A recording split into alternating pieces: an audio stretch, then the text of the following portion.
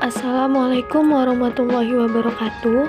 Perkenalkan, saya Kirana Larasati dari program studi Farmasi Stikes Harapan Ibu Jambi semester 4. Pada kesempatan kali ini, saya akan mengajak teman-teman untuk mengetahui dan belajar bersama-sama mengenai patofisiologi hipertensi.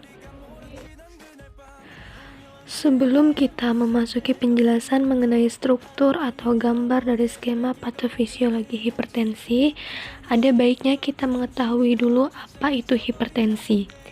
Hipertensi atau tekanan darah tinggi adalah suatu kondisi ketika tekanan darah terhadap dinding arteri terlalu tinggi.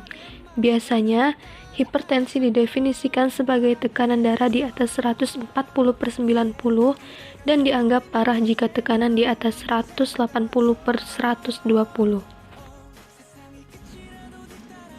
Berikut ini merupakan struktur atau gambar skema dari patofisiologi hipertensi. Tekanan darah sendiri dipicu oleh dua variabel yang berupa curah jantung dan tahanan perifer.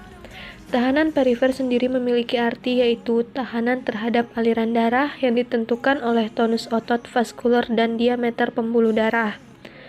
Dapat dilihat pada skema ini, terbagi menjadi 6 faktor yang dapat meningkatkan tekanan pembuluh darah, yaitu asupan garam berlebihan, jumlah nefron berkurang, stres, perubahan genetis, obesitas, dan bahan-bahan yang berasal dari endotel. Untuk faktor yang pertama yaitu asupan garam berlebihan, di mana mengkonsumsi garam yang tinggi dapat menyebabkan tingginya kadar natrium di dalam darah. Hal ini menyebabkan volume darah meningkat, sehingga tekanan darah juga naik. Volume cairan yang meningkat inilah yang dapat menyebabkan volume darah meningkat dan terjadi hipertensi. Faktor yang kedua yaitu jumlah nefron berkurang. Pada faktor ini, jumlah nefron yang berkurang menyebabkan terjadinya penurunan permukaan filtrasi, di mana filtrasi yang terjadi pada ginjal. Faktor yang ketiga adalah stres. Stres merupakan salah satu pemicu naik atau turunnya tekanan darah. Stres diketahui dapat mempengaruhi kondisi fisik secara keseluruhan dan menyebabkan tekanan darah meningkat secara mendadak. Stres juga dapat meningkatkan aktivitas berlebihan pada saraf yang menimbulkan kontraktilitas. Faktor yang keempat yaitu perubahan genetis. Faktor perubahan genetis ini juga dapat menurun dari keluarga. Perubahan genetis ini nantinya akan menyebabkan perubahan pada membran sel yang dapat menimbulkan kontraksi fungsional dan hipertrofi struktural. Untuk faktor yang kelima yaitu faktor obesitas. Obesitas atau berat badan berlebih dapat meningkatkan resiko kenaikan tekanan darah. Pada obesitas dapat terjadinya hiperinsulinemia, yang kemudian hiperinsulinemia ini akan menghasilkan hipertrofi struktural. Kemudian yang terakhir yaitu faktor bahan-bahan yang berasal dari endotel. Endotel melapisi seluruh sistem peredaran darah, dari jantung hingga kapiler terkecil. Fungsi dari endotel sendiri yaitu fungsi filtrasi cairan, tonus pembuluh darah, hemostatis, dan lain sebagainya. Sehingga sel endotel ini juga berpengaruh pada hipertrofi struktural. Nah, dengan adanya 6 faktor inilah yang dapat menyebabkan tekanan darah dari curah jantung maupun tahanan perifer. Selanjutnya, saya akan menjelaskan pembahasan mengenai sistem renin-angiotensin. Sebelum kita memasuki struktur gambarnya, kita harus mengetahui dahulu apa itu angiostensin dan renin.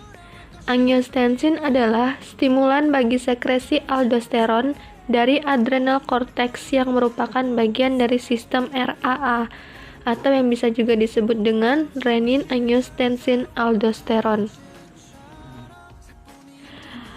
Renin sendiri juga memiliki arti yaitu enzim inisiatif dari sistem renin-angiostensin dan termasuk salah satu enzim proteinase.